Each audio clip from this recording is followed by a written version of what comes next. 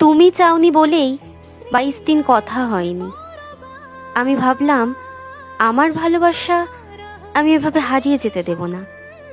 একটা টেক্সট দিলাম, দেখলাম তুমি আমায় ব্লক করে দিয়েছো। আমাদের 3 বছরের সম্পর্ক, আজ 3 বছর 2 মাস 12 দিন।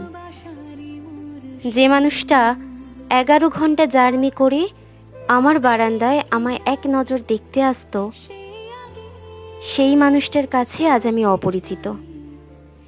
সে বলেছে আমাকে ছাড়া তার জীবন অনেক সুন্দর। হ্যাঁ, ভালোবাসা সুন্দর।